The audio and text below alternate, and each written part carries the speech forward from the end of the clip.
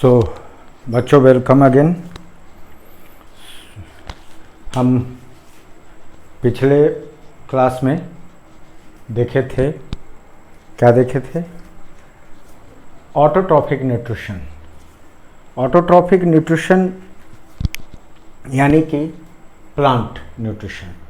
Autotrophic यानी जो अपना खाना खुद बनाते हैं, तो अपना खाना जो खुद बनाते हैं that is the plant nutrition.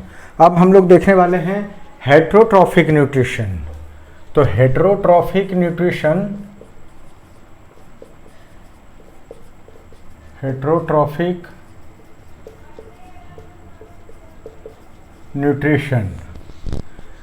तो हेट्रोट्रॉफिक न्यूट्रिशन को हमने 3 तरीके में बांटा था।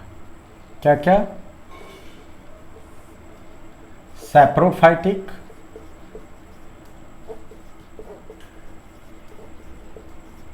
पारासाइटिक,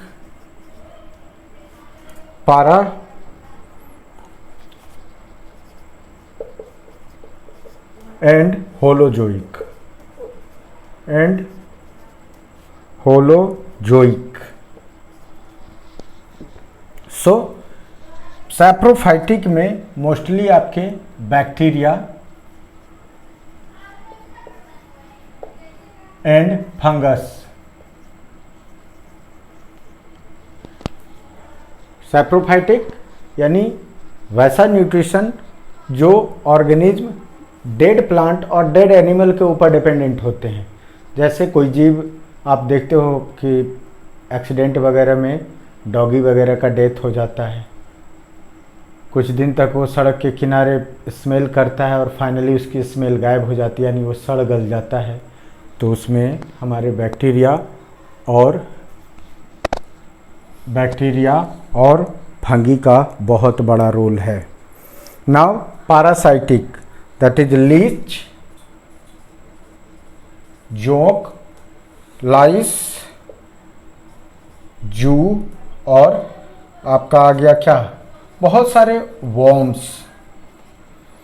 सारे वॉर्म्स हैं जो लीच, जोंक जान ही रहे हो, लाइस, जू हमारे बॉडी के ऊपर रहता है। पारासाइटिक बहुत सारे बैक्टीरिया भी हमारे शरीर के अंदर रहते हैं, they also come under the parasitic nutrition. Parasite यानी जो किसी के बॉडी पर या बॉडी के अंदर रह करके उसको नुकसान भी पहुंचाए और अपना भोजन करे, यानी कोई भी वैसा ऑर्गेनिज्म जो हमारे शरीर के अंदर इन करके हमारा ही शरीर का खाना खाए और हम ही को नुकसान पहुंचाए, पारासाइटिक इन नेचर। होलोजोइक में आपका अमीबा एंड ह्यूमन, जो कि अब हमें आगे पढ़ना है। सो अमीबा और ह्यूमन खाना खाते हैं, खाना को डाइजेस्ट किया जाता है एंड आफ्टर ऑल उससे जो वेस्ट मटेरियल है उसको एक्सक्रीट करते हैं। सो ऑल द प्रोसेस, यानी कि होलोजोइक में हमें पढ़ना है। सबसे पहले हमने क्या देखा कि हेट्रोट्रॉफिक न्यूट्रिशन जो है वो हमारा 3 तरह का है। सैप्रोफाइटिक बैक्टीरिया, फंगस यानी माइक्रो ऑर्गेनिज्म जो चीज़ों को सड़ाने गलाने में काम करते हैं। और पारासाइटिक यानी जो हमारे शरीर के ऊपर या शरीर के अंदर किसी भी एनिमल के शरीर के ऊपर या शरीर के अंदर सर्वाइव करे, दैट इज द पारासाइटिक। और होलोजोइक यानी कि जो हमारे जैसा, जो ह्यूमन के जैसा डाइजेस्टिव सिस्टम को फॉलो करते हैं, तो that is the holozoic. Now nutrition in amoeba. तो अमीबा क्या देखते हो कि लाइक कोई फूड मटेरियल है और ये उसका न्यूक्लियस हो गया, बाकी बहुत सारे ऑर्गेनेल्स हैं जो इसके अंदर होते हैं। ये हो गया, ये कहलाता है स्यूडोपोडिया।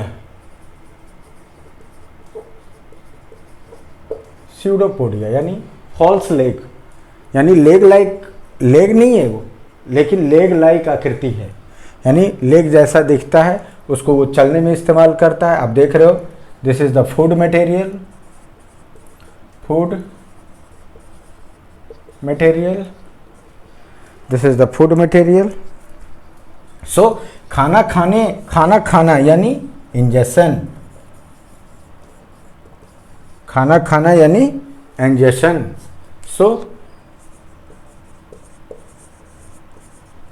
अमीबा, अब खाना तो इसने खा लिया, खाना जब खा लिया तो कहाँ चला गया वो? This is the nucleus, this is the food vacuole, this is called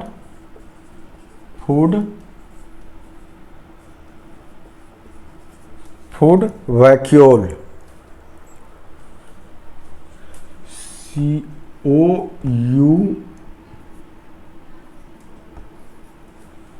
COULE, food vacuole.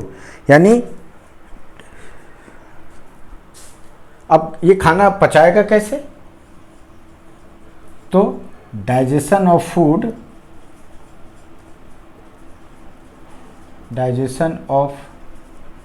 Food, with the help of enzyme,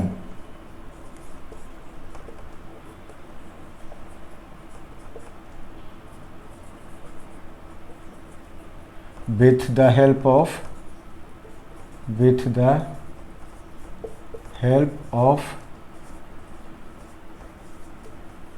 help of enzyme। तो क्या हो गया? डाइजेशन हो गया। नाउ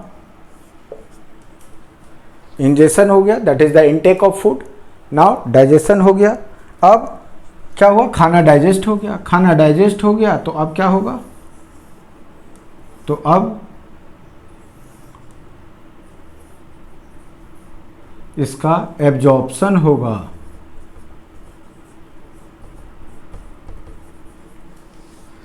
अब इसका क्या होगा? एब्जॉर्प्शन, यानी जो खाना पच गया है उस खाने में जितने भी लिक्विड मटेरियल हैं उसको खींच करके एब्जॉर्ब कर लिया जाएगा।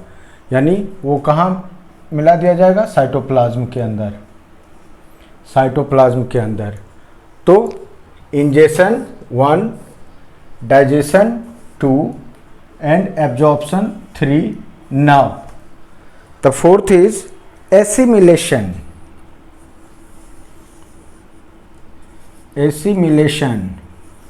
अब क्या हुआ कि जो फूड मटेरियल था उससे जो न्यूट्रिएंट्स निकले वो कहाँ जाएंगे? That is the mitochondria. क्या होगा? माइटोकॉन्ड्रिया।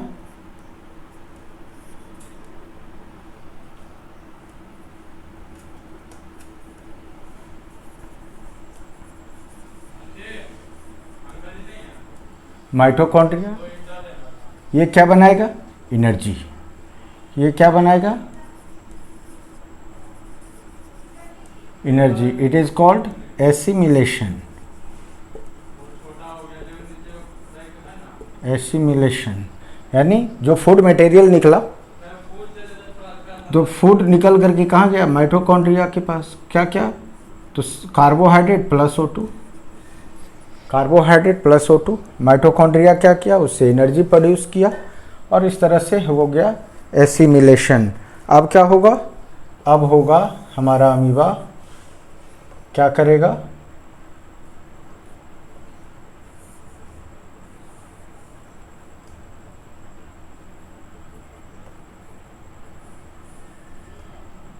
तो दैट इज जो हमारा, ये तो न्यूक्लियस हो गया हमारा।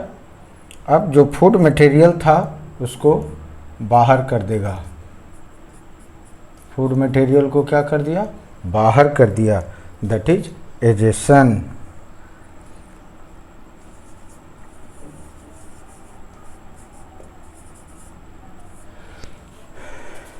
खाना खाया, डाइजेस्ट किया, जो न्यूट्रिएंट्स थे उसको एब्जॉर्ब किया, उसके बाद एनर्जी बनाई गई और वेस्ट को, जो वेस्ट बना उसको बॉडी से बाहर कर दिया।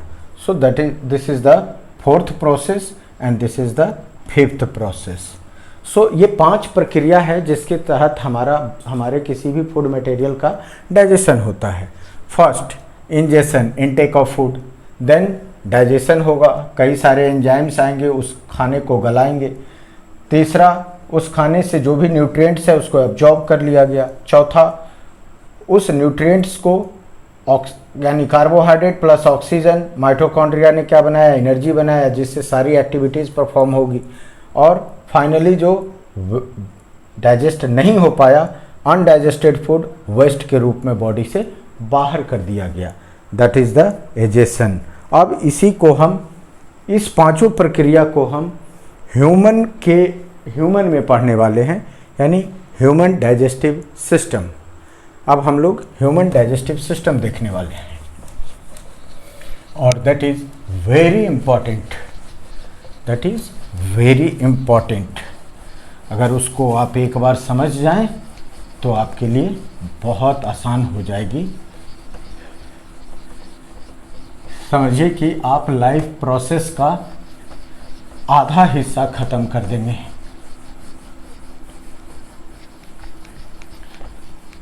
ह्यूमन डाइजेस्टिव सिस्टम यानी ह्यूमन का भोजन करना और ह्यूमन न्यूट्रिशन।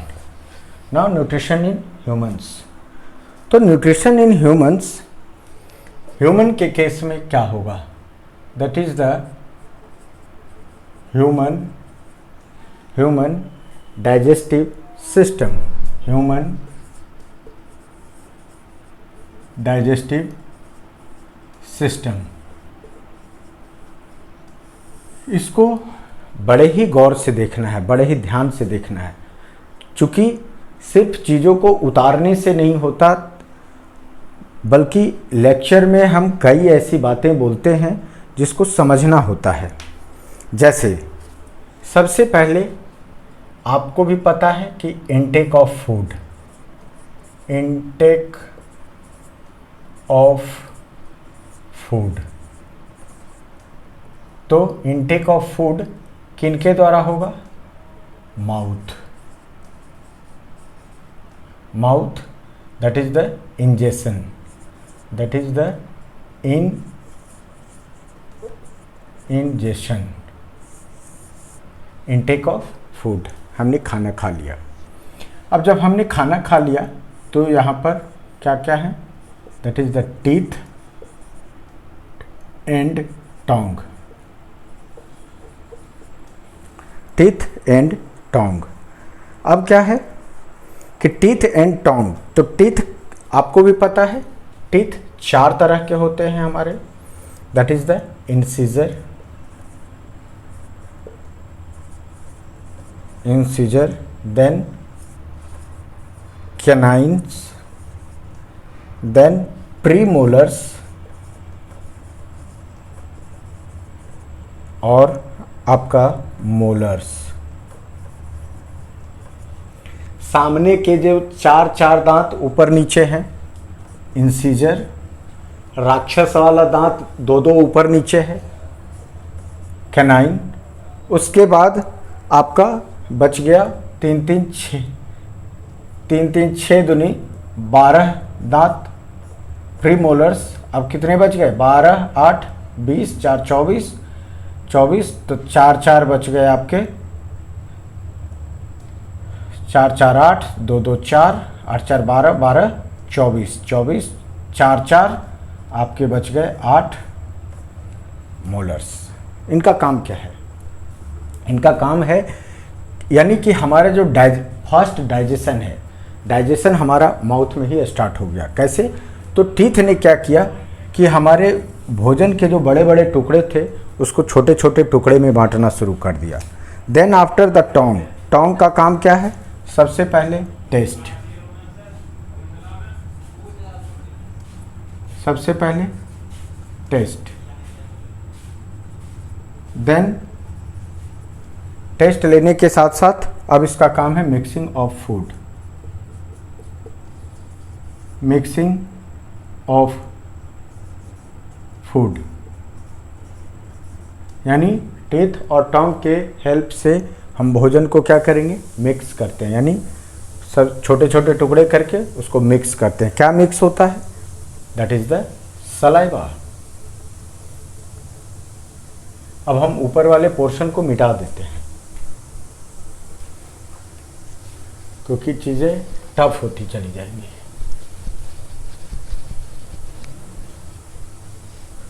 और इसको थोड़ा ऊपर लिख देते हैं, that is the life process, that is human digestive system. अब क्या है यहाँ सलाइवा, सलाइवा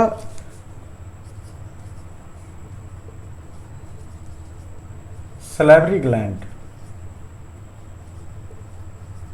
कितने होते हैं? 3 पेयर, 3 पेयर में सलाइवरी ग्लैंड होते हैं जो सिक्रीट करेंगे सलाइवा। सलाइवा, इस सलाइवा का काम क्या है? सलाइवा में क्या होता है? तो सलाइवा में होता है अमाइलेज, सलाइवा में होता है अमाइलेज,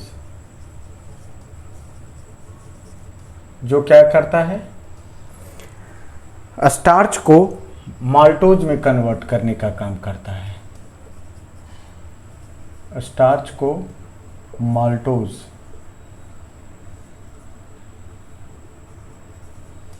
स्टार्च को माल्टोज में कन्वर्ट करने का काम करता है, that is the sugar, that is the sugar. Starch को माल्टोज में कन्वर्ट कर दिया, दैट इज द शुगर। अब क्या हुआ? अब यहाँ कह रहा है कि थोड़ा सा एनसीईआरटी में चर्चा है कि हमें डेली ब्रश क्यों करना चाहिए। तो ब्रश हमें इसलिए करना चाहिए कि जैसे बहुत बच्चे टॉफ़ी खाते हैं, बड़े चाय पीते हैं, यानी बहुत सारे शुगर मटेरियल हमारे दांत पे चिपके रह जाते हैं। कुछ भी हम जो मीठा खाते हैं, उस मीठा में क्या होता है? बैक्टीरिया लग जाता है, और बैक्टीरिया उसको गला करके डिकम्पोज करके और क्या करता है? एसिड बनाता है। जो एसिड बनाता है तो इस टीथ के ऊपर का हिस्सा जो वाइट हिस्सा है, that is called enamel, that is called enamel, इसको डिकम्पोज करता है, इसको खराब करता है। और यही नहीं होता, बल्कि आप देखते हो कि दांत में एलोइस दाग लग जाता है, पीला हो जाता है दांत। तो उसका कारण है कि बैक्टीरिया जो होते हैं वो इस दांत पर आकर के जम जाते हैं। बैक्टीरिया जो है वो इस दांत पर आकर के एक परत डेवलप कर लेता है वो, और उससे फिर मुंह से दुर्गंध आना, दांत का तो नुकसान हो ही रहा है, कई बार वो घाव भी बना देते हैं, यानी दांत को खराब करके खोदड़ बना देते हैं। सो कई तरह, इसीलिए हमें प्रॉपरली अगर देखा जाए तो 2 टाइम यानी मॉर्निंग एंड इवनिंग ब्रश करना चाहिए। उसके 2 फायदे हैं। एक तो जब आप पेस्ट यूज करते हो तो पेस्ट का काम होता है कि एसिड को न्यूट्रलाइज करना, एसिड को न्यूट्रलाइज करना, यानी कि जो बैक्टीरिया वगैरह जो हमारे दांत में बैठ करके जो एसिड बना रहे थे, जो हमारे इनेमल को हार्म कर रहा था, तो उस एसिडिटी को क्या करता है? वो न्यूट्रलाइज कर देता है। क्योंकि इसीलिए पेस्ट हमारा जो होता है that is the alkaline in nature, यानी बेस होता है, और वो एसिड से मिल करके सॉल्ट फॉर्म करता है, यानी कि हमारे दांत का जो इन्वायरमेंट है उसको वो न्यूट्रलाइज कर देता है। नाउ अब हम लोग देखेंगे कि माउथ से हमने क्या किया? खाना निगल गए, खाना निगल गए। अब खाना जब निगलने लगे तो वहाँ पर हमें मिला फेरिंग्स। खाना जब हम निगले तो क्या मिला? तो खाना जब हम निगलने लगे that is the pharynx, that is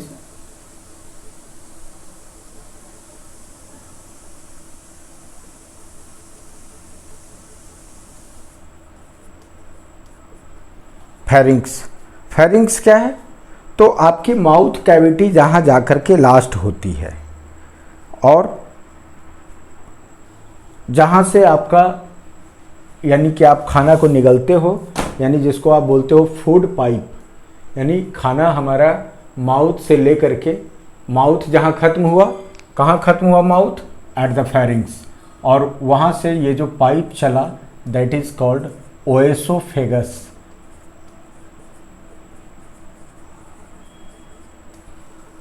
that is called ओएसोफेगस।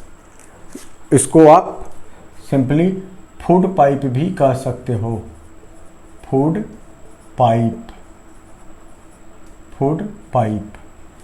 ये क्या होता है कि इसमें सी शेप्ड रिंग लगे होते हैं। क्या होते हैं? सी शेप्ड रिंग लगे होते हैं। यानी जब आप खाने को निगलते हो, वो सी शेप्ड रिंग क्या होता है, पहले ऐसे क्लोज होता है, लेकिन जब आप खाने को निगलते हो तो इट कैन फ्लक्चुएट, यानी कि इट कैन एक्सपैंड, और ये एक्सपैंड होंगे और आपके खाने को पुश करके एक एक रिंग फैलता जाएगा और दूसरा रिंग सिकुड़ता जाएगा। इस तरह से आपके खाने को पुश करके कहाँ पहुँचा दिया? स्टोमक। आप कहोगे कि जब हम शीर्षासन करते हैं, सर केवल खड़े हो जाते हैं, तो क्या हमारा खाना गिर जाता है? नहीं, बिकॉज जब खाना नहीं है तो ये उस पाइप को क्या करते हैं? क्लोज कर देते हैं। That is the muscular form. So कह रहा है कि it contract rhythmically, it contract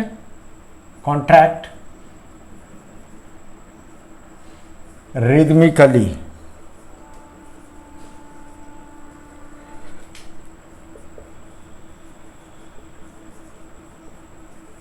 यानी सिस्टमेटिक ढंग से ये एक एक करके बिल्कुल सिलसिलेवार ढंग से, जैसे यहाँ से फूड मटेरियल जा रहा है तो ये क्या होगा?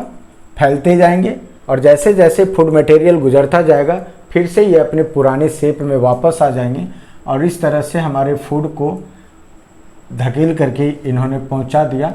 अब ये जो कॉन्ट्रैक्ट और एक्सपैंड होते हैं, इनको हम कहते हैं, इस मूवमेंट को हम कहते हैं पेरिस्टैल्टिक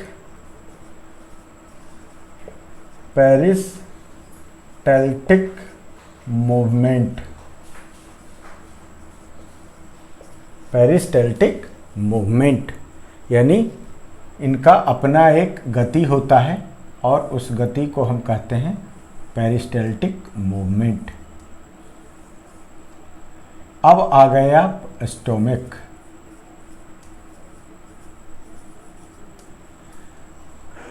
माउथ से चले, ये फूड पाइप आ गया, दैट इज द ओएसोफेगस, जो क्या होता है? कॉन्ट्रैक्ट रिदमिकली, जिसको हम पेरिस्टैल्टिक मूवमेंट कहते हैं। Now we come to the stomach. अब स्टोमक में क्या होगा? स्टोमक से अब सपोज कीजिए कि कोई आया और मेरा पेट दाब दिया, तो क्या खाना वापस चला जाएगा? नहीं। दिस इज द, यहाँ पर भाल्व लाइक सिचुएशन होता है, यानी खाना आ तो सकता है, खाना वापस खुद ब खुद नहीं जा सकता। That is called sphincter muscles. यहाँ पर क्या होता है?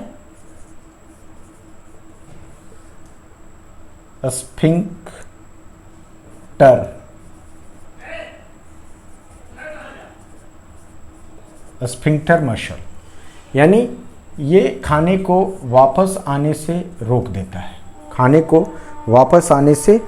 देता है, ये before and after stomach.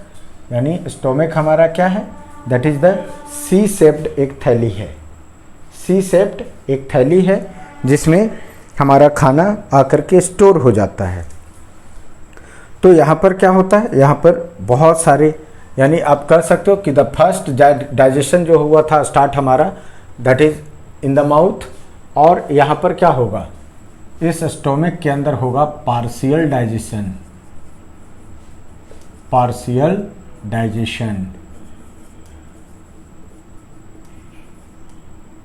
Stomach के अंदर क्या होगा हमारा? Partial digestion. अब स्टोमक में क्या होगा? फर्स्ट मिक्सिंग ऑफ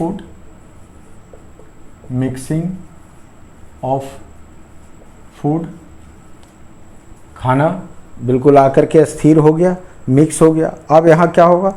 अब गैस्ट्रिक जूस सिक्रीट किया जाएगा। यहाँ पर टोटल गैस्ट्रिक जूस, यहाँ पर क्या होगा? HCl सिक्रीट होगा। लेकिन इस सबसे पहले क्या होगा? म्यूकस। कहाँ? आउटर लाइनिंग, इनर लाइनिंग पर। कहाँ होगा? Inner lining. यानी सपोज कीजिए कि ये कुछ स्टोमक का अगर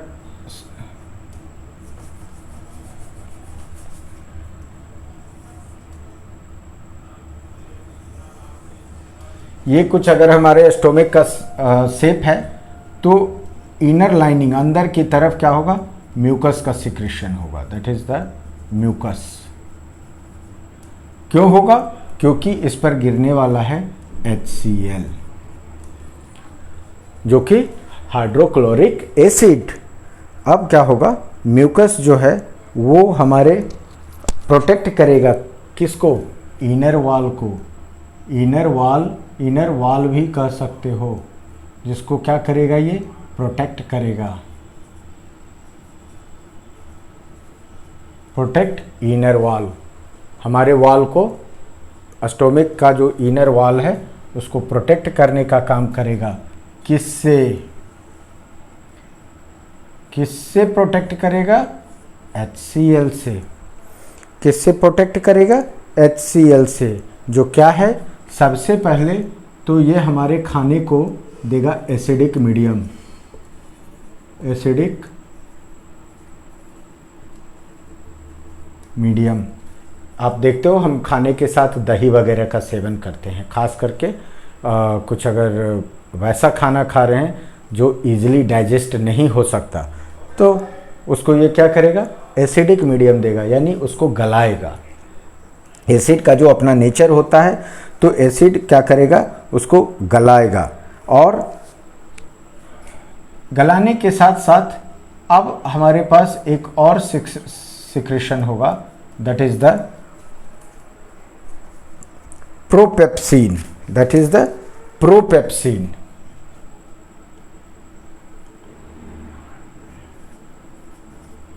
प्रोपेप्सिन जो HCl के साथ मिल करके, जो HCl के साथ मिल करके क्या बन जाएगा? Active pepsin. Active pepsin. Active pepsin. Active pepsin बन जाएगा, जो क्या करेगा? प्रोटीन को पेप्टोन्स में बदलने का काम करेगा। क्या करेगा ये? प्रोटीन को पेप्टोन्स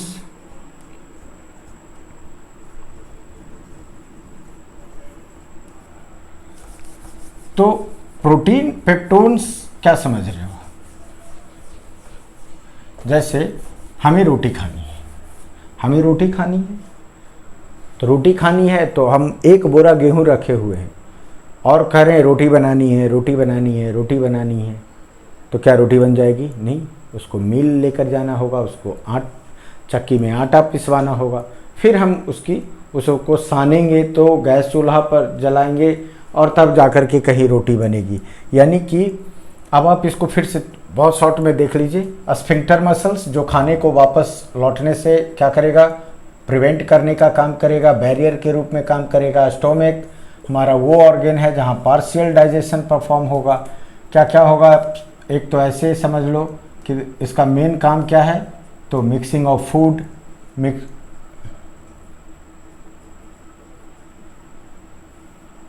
मिक्सिंग ऑफ फूड को मिलाने का काम करेगा। तब फिर पहला सिक्रेशन हुआ म्यूकस, जो इनर लाइनिंग यानी इनर वॉल को प्रोटेक्ट करने का काम करेगा। दूसरा सिक्रेशन हुआ HCl क्या करेगा? उस खाने को एसिडिक मीडियम देगा। यही नहीं बल्कि हमारे खाने में चींटी, बैक्टीरिया जो भी गया है उसको बहुत हद तक ये क्या कर देगा? किल कर देगा। अगर वो कोई एंटीजेंस है, यानी कि अगर वो बाहर से ही तंदुरुस्त होकर के आया है तभी बच पाएगा, अदरवाइज नॉर्मल अगर चींटी वगैरह है तो उसको क्या कर देगा? ये किल कर देगा। यानी हमारे खाने में जो छोटे मोटे जर्म्स हैं उसको ये किल करने का काम करेगा। अब क्या होगा?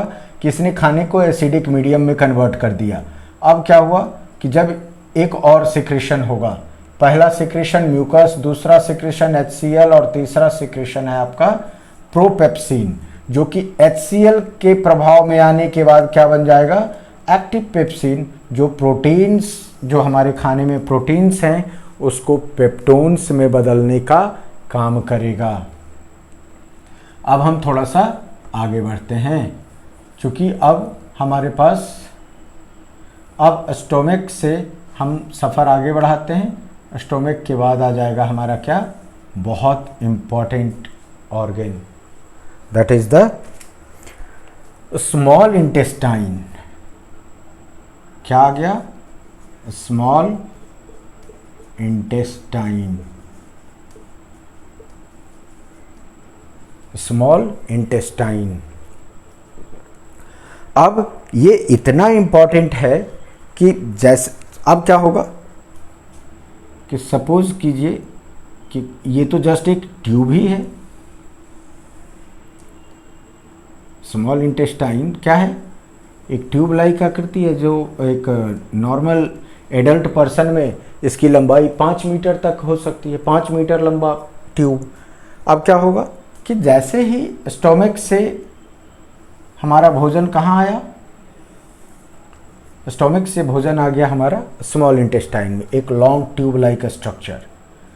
तो यहाँ पर अब क्या होगा, बहुत सारे, यहाँ पर सबसे पहले क्या होगा कि हमारा जो लीवर है,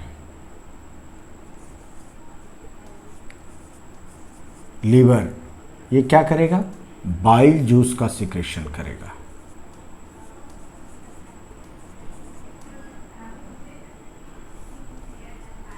ये क्या करेगा, बाइल जूस का सिक्रेशन करेगा। और अभी तक हम क्या पढ़ रहे थे कि that is the acidic medium. अब इस एसिडिक मीडियम को ये क्या करेगा, अल्कलाइन में कन्वर्ट करने का काम करेगा। एसिडिक को क्या कर दिया इसने, अल्कलाइन में कन्वर्ट करने का काम कर दिया। जैसे हमारे हाथ में अगर तेल लग जाता है तो हम पानी से लाख धोने की कोशिश करते हैं, लेकिन हमारा हाथ चिपचिपा बना रहता है, हमारा हाथ साफ नहीं होता, तेल धुलते नहीं। क्या करते हैं हम, तुरंत साबुन या सर्फ थोड़ा सा मारे और एकदम बिल्कुल हाथ को कुछ करने की ज़रूरत नहीं है, बिल्कुल जितना फैटी मटेरियल था वो क्या हो गया, बिल्कुल क्लीन हो गया। तो यही है वो अल्कलाइन मटेरियल, यानी कि अब हमारे खाने में ऐसे बहुत सारे अंश हैं जिसको क्या करना है, डाइजेस्ट करना है। तो लीवर हमारा फर्स्ट ग्लैंड था जो स्मॉल इंटेस्टाइन में क्या किया, बाइल जूस का सिक्रेशन किया। बाइल जूस कहाँ स्टोर रहता है, that is the gall bladder.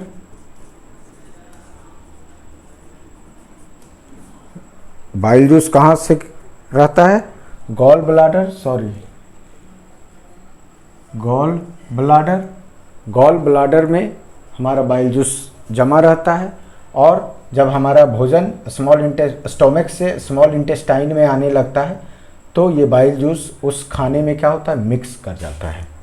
और बाइल जूस मिक्स होने के बाद क्या करता है, that is the emulsification of fats.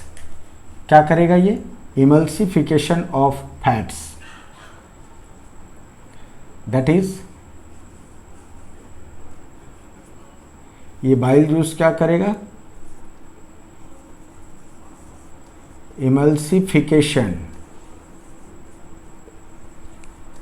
Of fats,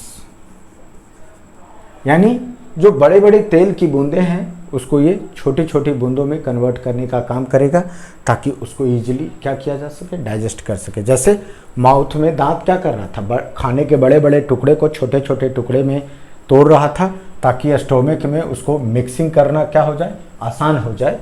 ठीक उसी तरह से ये बाइल जूस जो है, बाइल जूस ये क्या करेगा, गॉल ब्लाडर, लीवर से गॉल ब्लाडर में जमा था सीक्रेट होकर के, और गॉल ब्लाडर से अब क्या हुआ, जैसे जैसे खाना हमारा स्मॉल इंटेस्टाइन में आता गया उसमें ये बाइल जूस मिलते गए थोड़ा थोड़ा। और इनका काम क्या था, इमल्सिफिकेशन ऑफ द फैट्स, यानी बड़े बड़े जो फैट मॉलिक्यूल थे उसको छोटे छोटे फैट मॉलिक्यूल में तोड़ दिए। अब क्या हुआ, अब हम जब लीवर का काम खत्म हो गया तो हमारा दूसरा ग्लैंड जागा, कौन, पैंक्रियाज। तब हमारा दूसरा जागा पैंक्रियाज, ये क्या करेगा, ये सिक्रीट करेगा पैंक्रिएटिक जूस।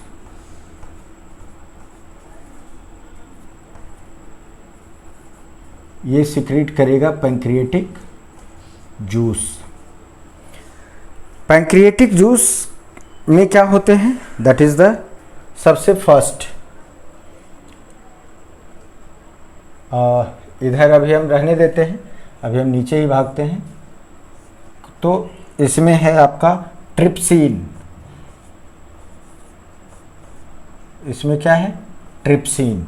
ट्रिप्सिन क्या करेगा, प्रोटीन को डाइजेस्ट करने का काम करेगा।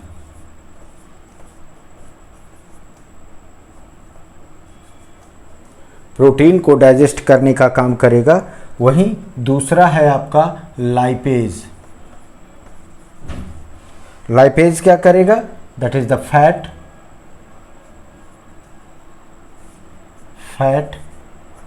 एंड लिपिड, जो कि एक तरह का फैट ही है, उसको ये डाइजेस्ट करने का काम करेगा। सो पैंक्रियाज आया, पैंक्रिया, अब क्या हुआ कि बाइल जूस मिलने के बाद हमारा माहौल जो था वो क्या हो गया था, अल्कलाइन। अब इस अल्कलाइन माहौल होने के चलते फैट मॉलिक्यूल जो थे वो छोटे छोटे टुकड़े में टूट चुके थे। अब ये पैंक्रिएटिक जूस आया, ये भी मिल गया जाकर के आपके भोजन से। चूँकि आपको पता है ये ट्यूब 5 मीटर लंबा है, तो पहले बाइल जूस आया, फिर पैंक्रियाज से पैंक्रिएटिक जूस आया। बाइल जूस ने फैट को इमल्सिफाई किया, छोटे छोटे टुकड़े में कन्वर्ट किया। और ठीक उसी तरह से जैसे दांत पहले भोजन को क्या किया, छोटे छोटे टुकड़े में बांट करके स्टोमक में भेज दिया, यहाँ बाइल जूस तेलिए में तेल, घी जैसे मटेरियल को क्या किया, छोटे छोटे टुकड़े में उसको छोटा छोटा बूंदा में कन्वर्ट कर दिया, ताकि उसको डाइजेस्ट करना थोड़ा आसान हो जाए। अब क्या है, अब हमारे पास तीसरा ग्लैंड आ गया। तीसरा ग्लैंड कौन है, तो ये हमारे इंटेस्टाइन के अंदर ही होते हैं, that is called intestinal gland. Intestinal gland, intestinal gland, ये क्या सिक्रीट करेंगे, इंटेस्टाइनल जूस।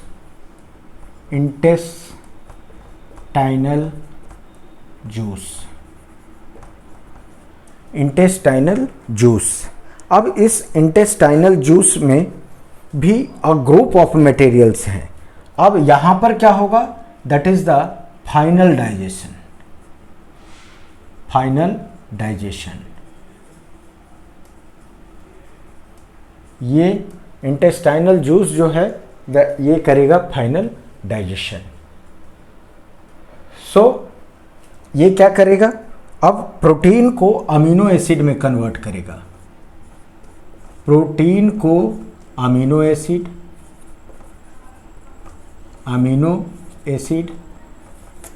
प्रोटीन को अमीनो एसिड में कन्वर्ट कर दिया। Then complex carbohydrate,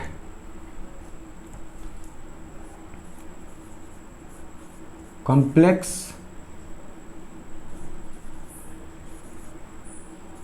carbohydrate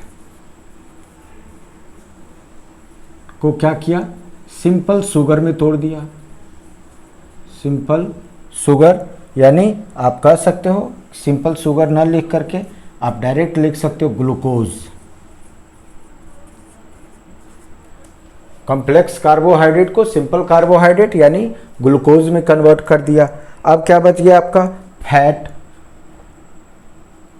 protein टूट गया, कार्बोहाइड्रेट टूट गया, अब बच गए फैट। तो जो फैट हैं वो फैटी एसिड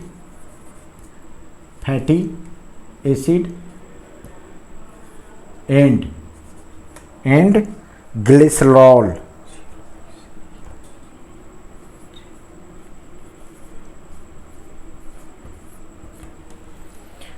फैट जो है वो हमारा फैटी एसिड और ग्लिसरॉल में कन्वर्ट कर गया। यानी हमने कहा कि इंटेस्टाइनल ग्लैंड जो है यहाँ अब क्या होगा, फाइनल डाइजेशन, यानी इसके बाद अब डाइजेशन की प्रक्रिया समाप्त हो जाएगी। तो इंटेस्टाइनल जूस जो है उसने प्रोटीन को अमीनो एसिड, कॉम्प्लेक्स कार्बोहाइड्रेट को सिंपल कार्बोहाइड्रेट यानी ग्लूकोज, और फैट को फैटी एसिड एंड ग्लिसरॉल में कन्वर्ट कर दिया। इस तरह से हम लिख ही चुके हैं कि फाइनल डाइजेशन, तो मतलब हो गया फाइनल डाइजेशन।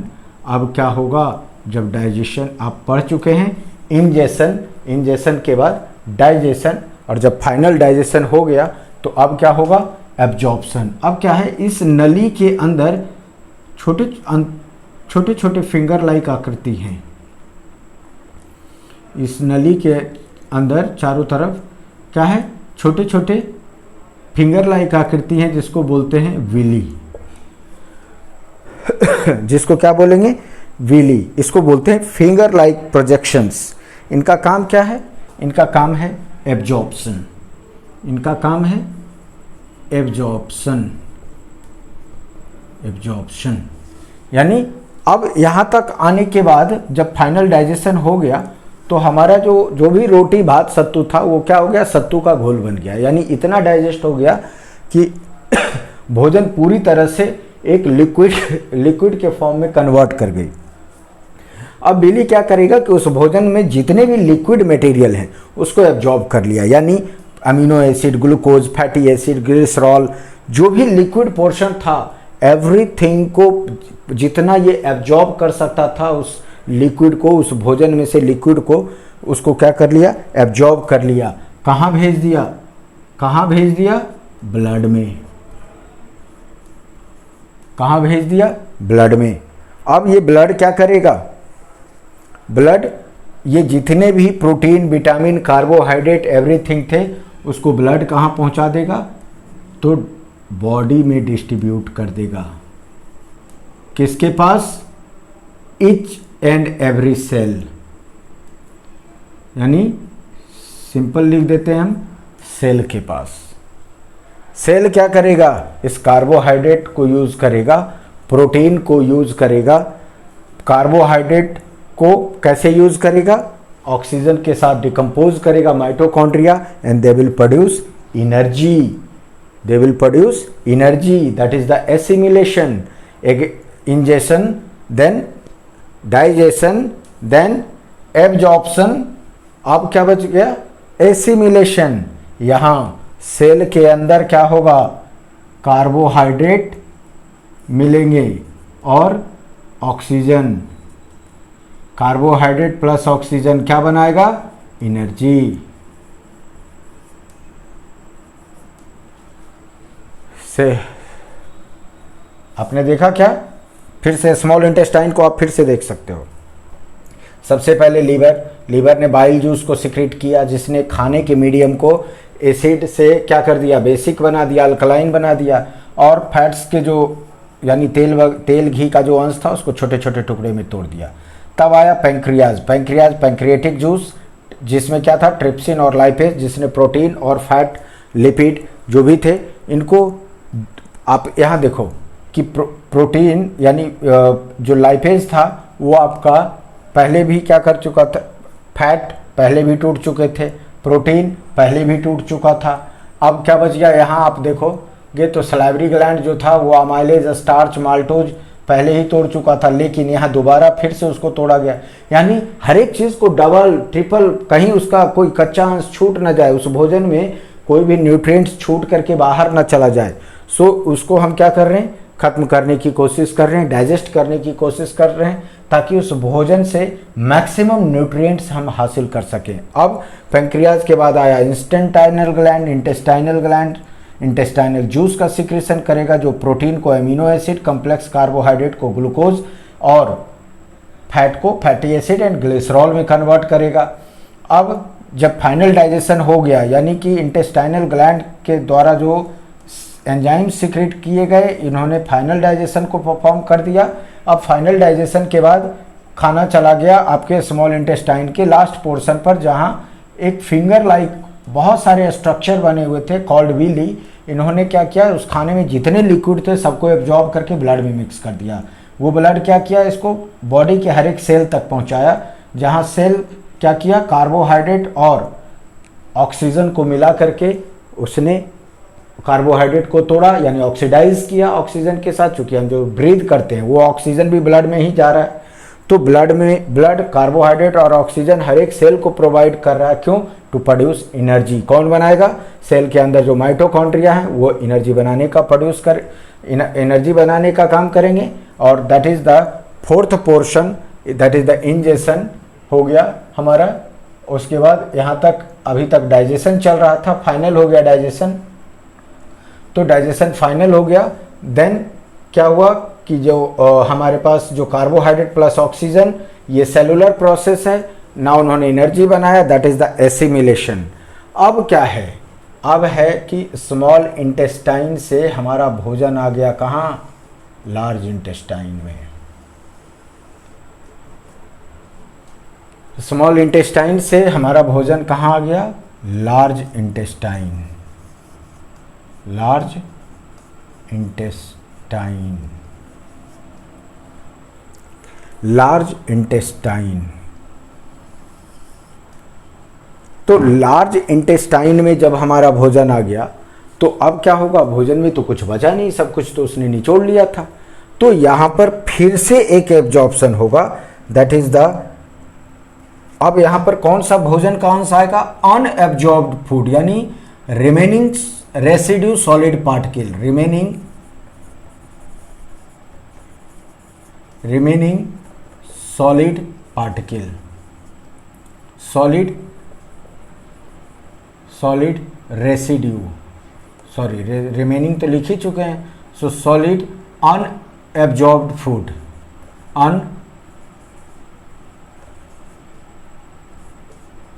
Unabsorbed food. अब ये क्या करेगा? ये चेक करेगा कि हमारे शरीर में उस वक्त वाटर की पोजीशन क्या है। हमारे शरीर में अगर पानी जितना चाहिए अगर उतना है तो ये सेम टू सेम क्या करेगा? इसको रेक्टम में सप्लाई कर देगा। RECTUM। रेक्टम में क्या होगा? हमारा जो फेशियल मैटर है, that is the unabsorbed food, यानी जो अनडाइजेस्टेड फूड है वो रेक्टम में आकर के जमा हो गया, विच इज क्या करेगा? नाउ थ्रू द एनस ये फेशियल मैटर के रूप में बाहर आ गया।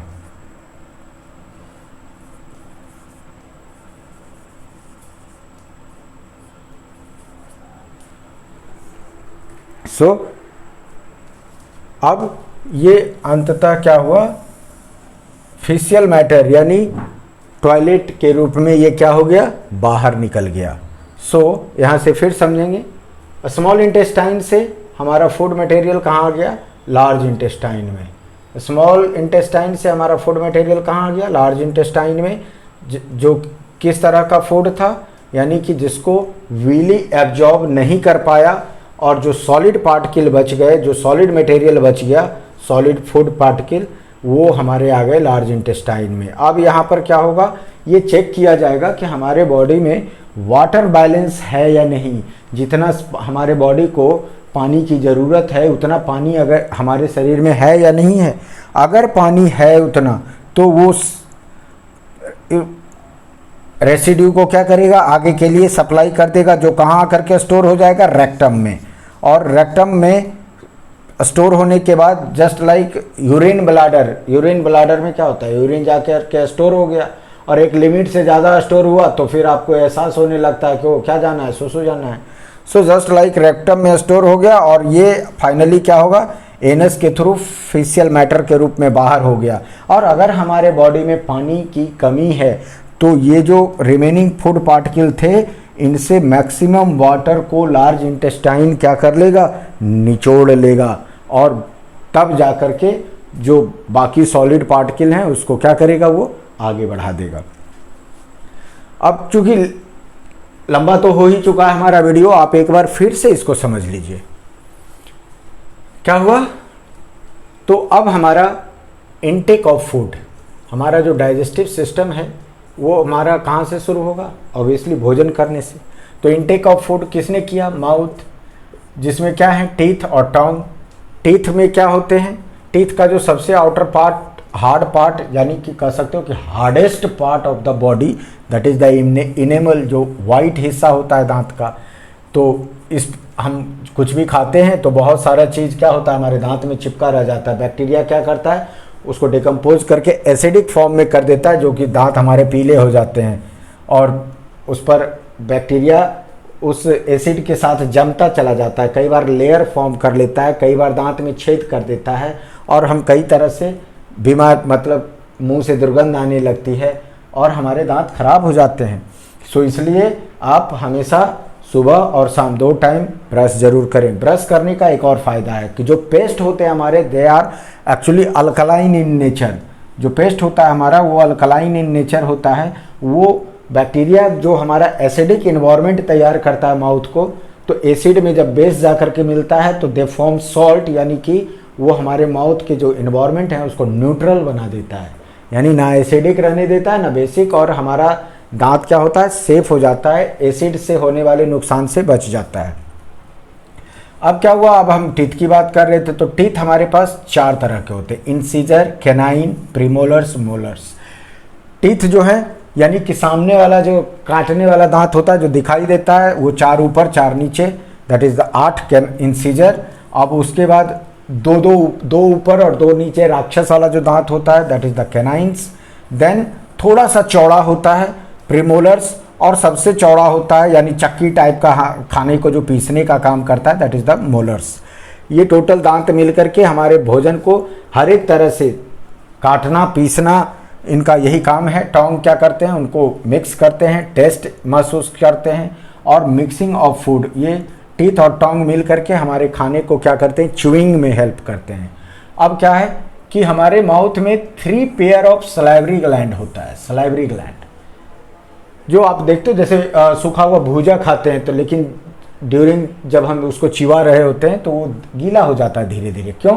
क्योंकि ये सलाइवा सिक्रीट करते हैं। सलाइवा में अमाइलेज होता है जो हमारे स्टोर्ड फूड, यानी फूड मटेरियल, जो भी प्लांट होते हैं वो फूड मटेरियल को किस फॉर्म में स्टोर करते हैं, in the form of starch. ये क्या कर दिए, इसको माल्टोज में कन्वर्ट कर दिया, यानी शुगर। तभी तो फिर आगे जा करके उस कार्बोहाइड्रेट को तोड़ा जाएगा। सो ये सलाइवा का मिक्स होना बहुत ज़रूरी है, यानी कि हमारा पार्शियल डाइजेशन, यानी फर्स्ट स्टेज ऑफ डाइजेशन क्या हुआ, माउथ में ही स्टार्ट हो गया। एक तरफ से खाने को छोटे छोटे टुकड़े में तोड़ना, और दूसरे तरफ से उसको एंजाइमल रूप से भी, यानी कि एंजाइम्स के रूप में भी तोड़ना शुरू कर दिया गया माउथ में। अब क्या हुआ, माउथ से हमने खाना निकल गया, माउथ जहाँ ख़त्म हुआ दैट इज़ कॉल्ड फेरिंग्स, और वो फेरिंग्स से जब खाना नीचे उतरा तो कहाँ चला गया, आपका फूड पाइप में। फूड पाइप में तो होता क्या है कि इस चीज़ को समझिए कि जैसे ये देखिए, इस तरह से 2 पाइप होते हैं, एक एयर जाने के लिए और एक फूड जाने के लिए। तो जब हम खाने को निगलते हैं तो एक होता है ऐसे एपिग्लोटिस।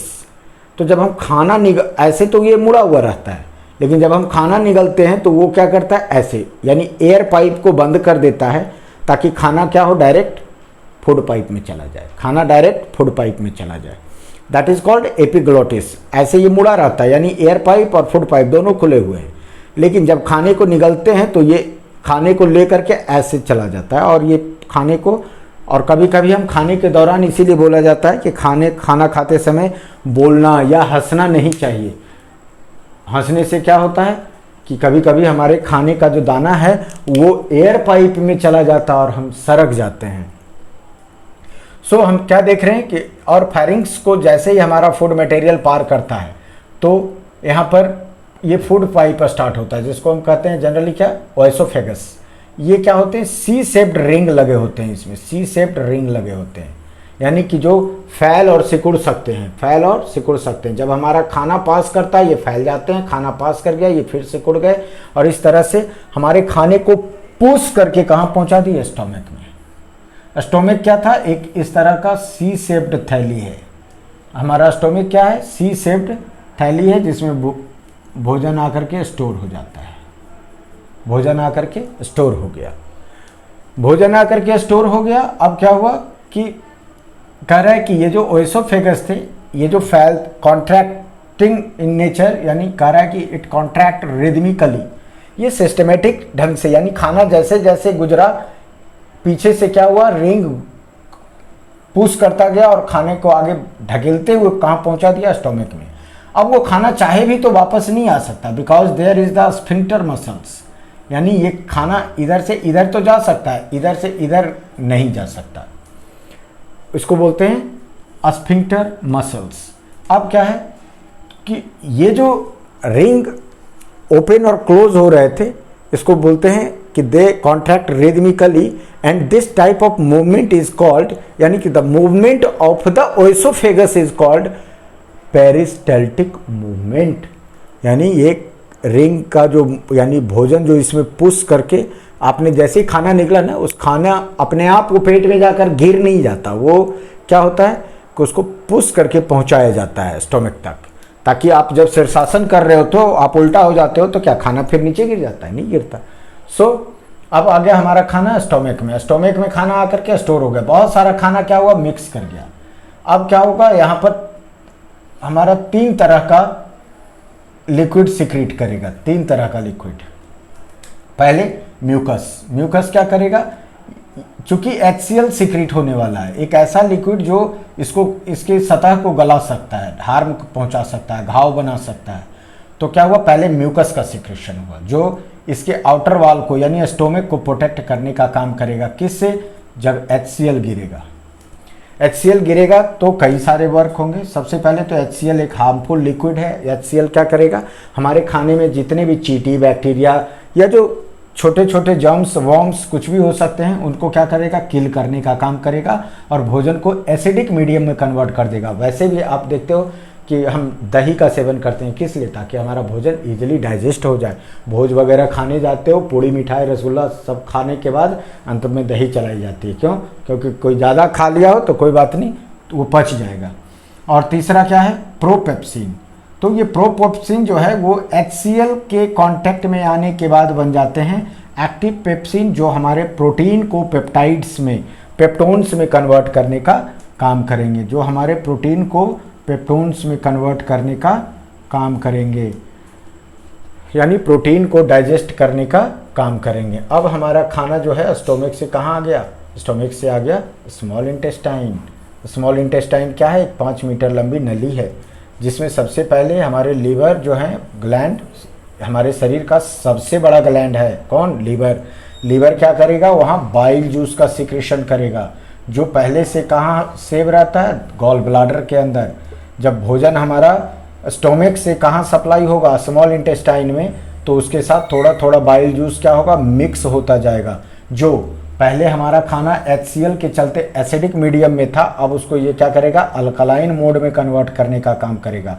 जैसे ही हमारा अल्कलाइन होगा, हमारे भोजन में जो भी तेल घी जैसा मटेरियल था, वो बड़े बड़े जो मॉलिक्यूल्स थे वो छोटे छोटे मॉलिक्यूल्स में कन्वर्ट कर जाएंगे।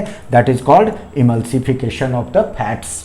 जैसे आपके हाथ में अगर तेल लग गया हो, पानी से लाख दो लेकिन चिपचिपा जा नहीं रहा है, यानी तेल खत्म नहीं हो रहा है, आप क्या करते हो, साबुन या सर्फ थोड़ा सा रगड़ते हो और बिल्कुल हाथ एकदम क्लीन हो जाता है, यानी तेल का से छुटकारा मिल जाती है। अब जब लीवर ने मिला दिया उसमें बाइल जूस, अब क्या हुआ, पैंक्रियाज आए, पैंक्रियाज ने पैंक्रिएटिक जूस का सिक्रेशन किया, जिसमें ट्रिप्सिन और लाइपेज थे। ट्रिप्सिन ने क्या किया, प्रोटीन को और तोड़ा, लाइपेज ने क्या किया, फैट एंड लिपिड्स को तोड़ा। फिर ये दूसरा ग्लैंड थे, अब तीसरा ग्लैंड आ गए भाई साहब, इंटेस्टाइनल ग्लैंड, जो क्या करेंगे, इस डाइजेशन के काम को फाइनल कर देंगे। कैसे, तो इंटेस्टाइनल जूस में ये जब ये हमारे भोजन में जो प्रोटीन्स थे उसको एमिनो एसिड में कन्वर्ट कर देंगे, यानी फाइनल प्रोडक्ट, जो प्रोटीन का जो फाइनल प्रोडक्ट है that is the amino acid. Carbohydrate का जो फाइनल प्रोडक्ट है दैट इज द ग्लूकोज, यानी सिंपल कार्बोहाइड्रेट। और जो फैट्स थे जिनका एक डाइजेशन ऑलरेडी हो चुका था, अब वो क्या होंगे, फैटी एसिड और ग्लिसरॉल में कन्वर्ट हो जाएंगे। अब ये जो कॉम्प्लेक्स, यानी कि ये जो ग्लूकोज था, इसको अब क्या होगा, फाइनल डाइजेशन हो गया, protein, amino acid, simple glucose, यानी कॉम्प्लेक्स कार्बोहाइड्रेट सिंपल ग्लूकोज में कन्वर्ट हो गया, फैट जो था वो फैटी एसिड और ग्लिसरॉल में कन्वर्ट हो गया। अब आ गया हमारा भोजन स्मॉल इंटेस्टाइन के लास्ट पोर्शन में। वहाँ क्या है, एक विली नाम का स्ट्रक्चर है जो फिंगर लाइक आकृति में क्या है निकला हुआ है। इसमें ब्लड कैपिलरीज पहले से जुड़े हुए हैं। ये क्या करेगा, भोजन में मौजूद जितने भी लिक्विड पोर्शन हैं उसको एब्जॉर्ब करके वो ब्लड में डाल दिया। ब्लड में जो भी फूड न्यूट्रिएंट्स थे वो ब्लड से होते हुए क्या हुए, होल बॉडी में डिस्ट्रीब्यूट हो गया और यानी कि हर एक सेल तक पहुंच गया। अब सेल का काम क्या है कि ब्लड में जो सिंपल ग्लूकोज है उसको ऑक्सीजन के साथ मिला करके, यानी ग्लूकोज को ऑक्सीडाइज करके ग्लूकोज और ऑक्सीजन का केमिकल रिएक्शन करा करके एनर्जी प्रोड्यूस करना। यानी ये सेल, हर एक सेल में किसका काम है, mitochondria, that is also called the power house of the cell. इस तरह से हमारा खाना डाइजेस्ट भी हो गया, एब्जॉर्ब भी हो गए। यानी एब्जॉर्ब होने के बाद जो रेसिड्यू यानी सॉलिड फूड, अनडाइजेस्टेड फूड जो बच गया, सॉलिड पार्टिकल, वो कहाँ आ गया हमारा, लार्ज इंटेस्टाइन। लार्ज इंटेस्टाइन में जो हमारा सॉलिड फूड पार्टिकल आया वो क्या होगा, अब वो चेक करेगा कि हमारे शरीर में वाटर बैलेंस कैसा है, यानी कि पानी की कहीं ज़्यादा ज़रूरत तो नहीं है। अगर पानी की ज़रूरत है तो जो भोजन आया है स्मॉल इंटेस्टाइन से, उस भोजन में जो भी पानी है उसको पूरी तरह से ये लार्ज इंटेस्टाइन निचोड़ लेगा, एब्जॉर्ब कर लेगा। और अगर हमारे शरीर में पानी की ज़रूरत नहीं है तो सेम टू सेम जैसे आया है स्मॉल इंटेस्टाइन से, उसको क्या कर देगा, रेक्टम की ओर धकेल देगा। रेक्टम में आकर के जो ये खाना था अनडाइजेस्टेड फूड, सॉलिड फूड, वो आकर के कहाँ जमा हो गया, रेक्टम में। और थ्रू द एनस जब बहुत सारा खाना जमा हो गया तो क्या हुआ, लोटा लेकर जाने की तैयारी हो गई, यानी कि through the anus facial matter, यानी इसको बॉडी से बाहर कर दिया गया।